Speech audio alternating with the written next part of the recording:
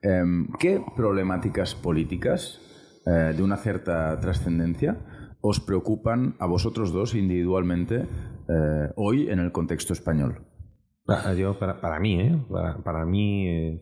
yo siempre lo digo, para mí es la educación del ciudadano. El mismo sistema que tenemos ahora, con una ciudadanía, como yo defino en mis libros, visión culta y corazón educado, el mismo sistema funciona. Bueno, y funciona. Es decir, que como vivimos todos presos de mi gremio, que somos los periodistas, que básicamente salimos a deciros todos los días que todo es agónico, que nos estamos jugando el futuro, la suerte y la existencia misma en esta misma semana, en una votación o en una negociación. No, en realidad funciona razonablemente. Sí, hay el contraste entre la ansiedad sobre el relato político y la realidad de la política es tan brutal que el gobierno Frankenstein que nos antecedió, o sea, la legislatura pasada, fue puesto desde el primer día. Fue definido como un gobierno extraordinariamente inestable por la cantidad de voluntades que configuraba, aberrante políticamente, por eso lo de Frankenstein, es decir, que unía voluntades no conciliables. Bueno, esa legislatura acabó. Esa legislatura tuvo un presupuesto cada año aprobado en tiempo y forma y es una de las más productivas legislativamente. Es decir, la permanente agonía, inestabilidad, desequilibrio y tensión de incertidumbre fueron 4 años que desde el punto de vista de la producción política, entendido por producción política, legislación, papel en el marco internacional, fue una legislatura extraordinariamente estable, normal, o sea que por eso digo lo de que funciona, que la sensación esa de que no funciona. Es que me molesta a mí un poco a veces cuando pensamos que la política tiene que ser un negocio de ángeles. Mira, la política, la democracia liberal es un lugar de competencia, de rivalidad. La política, sobre todo, que siempre lo digo, una definición que a mí me parece muy expresiva de Max Weber, que la política es la obtención del poder y el poder es la habilidad para obtener obediencia. Entonces, hay gente que tiene esa pasión. Yo no la tengo, por ejemplo, digo la política, ¿no? Tengo otras que a lo mejor son hasta más excesivas, pero la de obtener el poder político para obtener obediencia no, pero es clarísimamente una enorme pasión. Y en la democracia ha dado reglas a ese combate. Ese combate es mucho más limpio ahora que en las polis griegas, que se toman muchas veces como modelo de civilización y sin embargo estaban muchísimo peor canalizadas. No había guerras sin parar, había guerras civiles, había ostracismos, había muertes, rivalidades, corrupción infinitamente superior. Y hoy hemos creado un sistema que convierte la violencia anterior, la convierte en teatro, la convierte en proceso. Entonces es como si hubiéramos pasado de la guerra a los Juegos Olímpicos, y donde hay competencia, unos ganan, otros pierden, unos están contentos, otros están tristes, se insultan, se llevan mal, pero hemos creado un lugar que tenemos que recordar, que a veces es crispado, que a veces es desagradable, que se produce mucha rivalidad, mucha polarización, pero es que va de eso. Es decir, cuando juegas al tenis, yo siempre pongo ese ejemplo, cuando ves un partido de tenis, cuando termina el partido y uno ya ha ganado, un felicita al que ha perdido, dice que es un tipo extraordinario, que le está observando y que es un tipo buenísimo, que su box es buenísimo, y viene lo bueno. Pero antes, cuando uno sube, le tiras al cuerpo. Mi profesor de tenis siempre dice lo mismo. Cuando alguien sube, le tiras al cuerpo y le pides perdón. Hay que tirarle al cuerpo y pedir perdón. Y la política es tirar al cuerpo y en todo caso luego pedir perdón. Entonces, no pensemos que es una actividad de ángeles, que yo creo que es injusto. Por intentar ver si hay algo que rascar aquí, el fútbol americano o el béisbol y el fútbol europeo, el soccer, son igual de competitivos en el sentido de que mueven mucho dinero, etcétera, etcétera. Sin embargo, los agentes que ocupan un lugar protagonista en cada uno de estos deportes actúan de formas muy diferentes. El béisbol y el fútbol americano han logrado, por el motivo que sea, que la inmensa competición que se da en esos deportes no se traslade a comportamientos éticos totalmente reprobables o sencillamente a una situación continua asquerosamente repetitiva de trampa, de mentira, bueno, lo estoy explicando muy mal, pero creo que me entiendes, porque en el fútbol, ver un partido de fútbol es básicamente ver a 22 colgados intentando a ver quién insulta más a la madre del otro, a ver quién le hace más faltas. No, el de fútbol. Pero el de hockey también... No, el hockey, es muy he hablado de béisbol.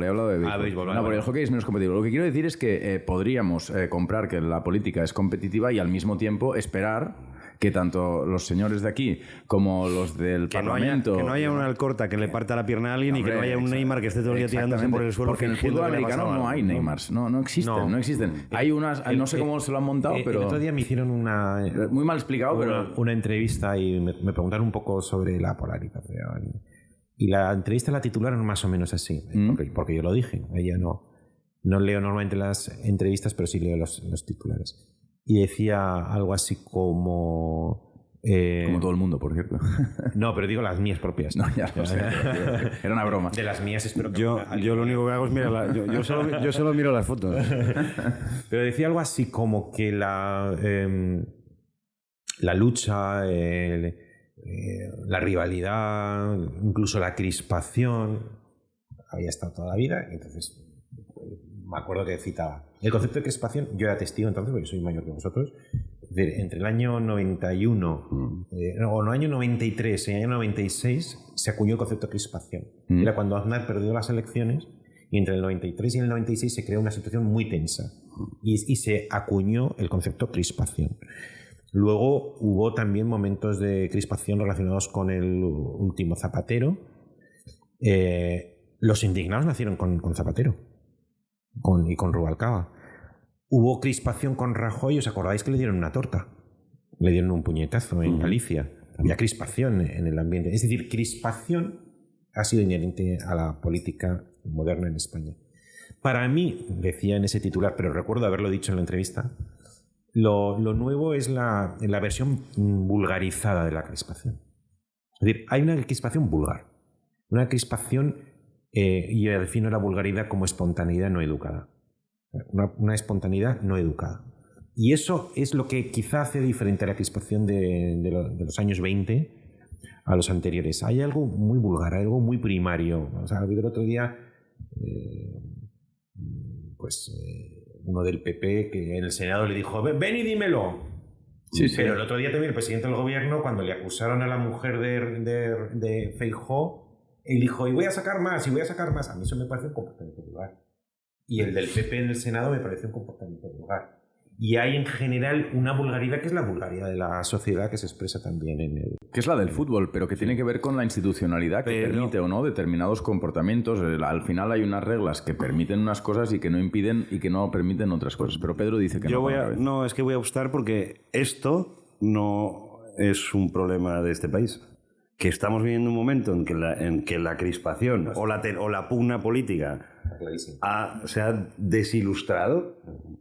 Es colectivo. Está en el Senado norteamericano. O sea, el Senado norteamericano de hoy no es el de hace 25 años en cuanto a estos términos, independientemente de que la crispación o la frustración o la pugna que vivió Clinton, que intentaron hacer el impeachment por el escándalo de la becaria, en ese momento la situación en Estados Unidos estaba muy crispada. Lo hablamos el otro día. La vulgaridad en grado máximo para mí fue la toma del Capitolio.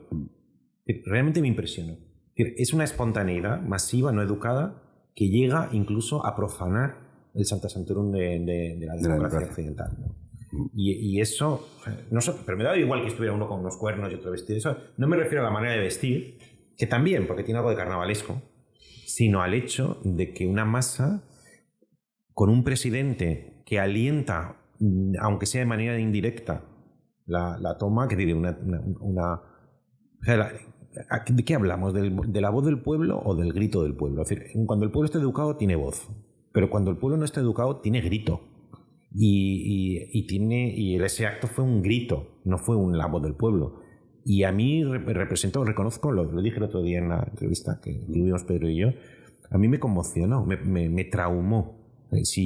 Que alguien pueda llegar a profanar el templo de la democracia americana. Y en un sitio además en el que estaba inmaculado, porque eso mismo te ocurre en Europa con la historia previa que tenemos. Bueno, en España, que en España nos hicimos durante 150 años, nos hicimos no aficionados, profesionales del pronunciamiento militar. Teníamos un pronunciamiento militar. Entonces, fue como 100 algo. En España que el 23F no es tan grave como la toma del Capitolio en Estados Unidos, porque ese templo está inmaculado. En eso tiene razón Lasalle. Estados Unidos la democracia norteamericana tiene la responsabilidad moral de ser la utopía de Europa. Y entonces en Berlín ardió el Reichstag, ¿no? Pero claro, es que Estados Unidos no era eso. Estados Unidos sí había sabido dotar de la calidad de templo a sus iconos democráticos. Sí, lo que creo que también, aquí voy a mover la portería porque no estoy seguro de estar explicándome bien. Incluso en la guerra, especialmente en la guerra, hay reglas. Hay cosas que no se pueden. Aquí el derecho internacional... Últimamente. Antes no. Bueno, perfecto. Sí. Así el derecho humanitario. No. Es que eso es así. En la guerra hoy en día hay reglas. Sí. En política también hay reglas. Algunas están escritas y otras no están escritas. Pero claro, a medida que vamos añadiendo kalashnikovs y granadas y otras armas a la guerra de la política, pues pasa lo que pasa. Los medios de comunicación, las instituciones políticas, los protagonistas de la política, los políticos, pues van haciendo una serie de cosas que pueden tener consecuencias negativas para la institucionalidad. Este tipo de, llámese vulgaridad o como corrupción, etcétera, etcétera.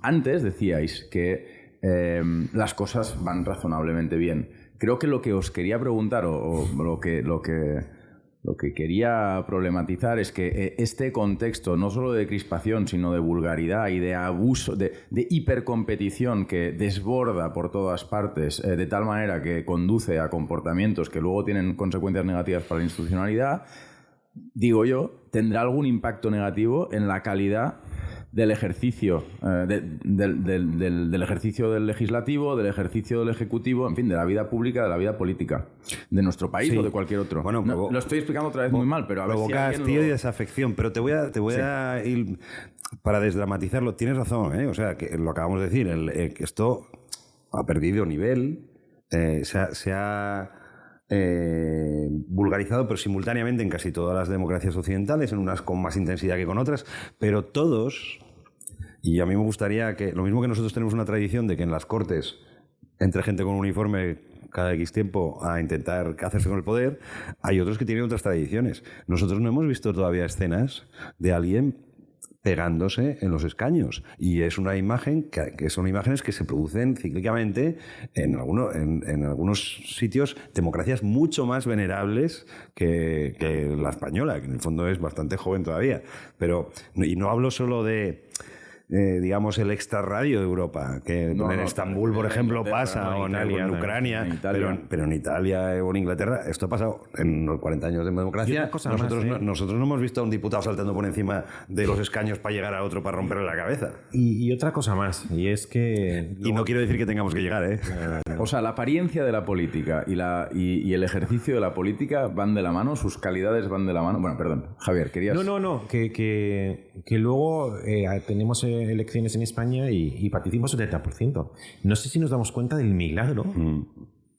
Yo algún día escribiré con un título, un artículo o algo así que se titulara, pero con un poema de celebración a la llamada normalidad democrática. A mí es que quizá porque siento de vez en cuando pasmos o asombro en cosas que son cotidianas, pero que el poder, decimos, es un lugar que habilita para obtener obediencia. La política existe desde que existe el poder. Individuos aspiran a dominar el poder por encima del mundo. Es más, hay gente que tiene la pasión de la política hasta es una pasión casi enloquecida. Ofrecen su vida entera, es un sacerdocio. El poder determina el dinero, el bienestar, la obediencia. Los que no tienen el poder tienen el riesgo de convertirse en súbditos. Por tanto, ser señor, los demás. Hay algo muy, muy apetecible en el poder. Y siempre el gran problema de la política es quién ejerce el poder y cómo se sustituye a los que ejercen el poder. Bueno, pues que hayamos inventado un sistema en virtud del cual los ciudadanos de un país, durante un día, cada como máximo 4 años, decidan lo que les da la gana y las élites de poder que darían cualquier cosa por mantenerse en ese poder, cualquier cosa, que han luchado, han sacrificado su vida, su familia, su patrimonio, su existencia para obtener ese poder. Sin embargo, porque lo deciden los señores de Murcia, los señores de Jaén, los señores de Guadalajara, dicen, te vas. Y van los tíos y se van, y se tienen que ir, y si no se van, tendrían un reproche extraordinario. Es un milagro. Y el que, imagínate, de una población, ¿dónde encontramos en España un acto semejante que convoque el mismo día el 70% de su población total? Bueno, pues lo hacen. Y los poderosos se tienen que aguantar. Y que haya esa alternancia de las élites, como dice Pareto, que hay esa especie como de cambio en las élites, porque lo dice una población incontrolable, porque al día de hoy es incontrolable. Que puedes intentar manipular, puedes intentar hacer una campaña de prensa, puedes hacer en Facebook no sé qué. Y es verdad que a veces te sale un poco. A veces te sale. ¿Quién sabe si el Brexit... No es gobernable, es modulable, digamos, sí. Pero no es gobernable. No es, exactamente, yo diría así. Es decir, se puede influir, pero al día de hoy no puedes decir Biden no puede decir, vamos a ver, yo dispongo de este dinero, yo dispongo de este presupuesto, dispongo de las administraciones, los gobernadores, tengo todo el poder del Ejecutivo y de la Presidencia de Estados Unidos, por tanto me aseguro la segunda elección. A mí me gustaría, pero no lo tienes seguro. Puede venir un imbécil, porque a mí me parece un imbécil, y por la soberanía popular, que en mi opinión a lo mejor es el resultado de que no está suficientemente educada, o vete a saber por qué, produce un cambio de las élites. Pero es que el poder no lo puede aguantar, no lo puede evitar. Y eso a mí me parece que es como cuando te asombras de un atardecer. O sea, tú vas con alguien a un lugar hermoso y dices, todos los días este espectáculo que me lo regalan, y porque no le presto atención, porque es gratis. Porque si algún día te dijera, tú imagínate que te dijera un día la madre naturaleza, dice, una vez en este milenio se va a producir un atardecer. Entonces, todo, ¿no? Toda la población acumulada en la orilla para ver... Qué buena metáfora.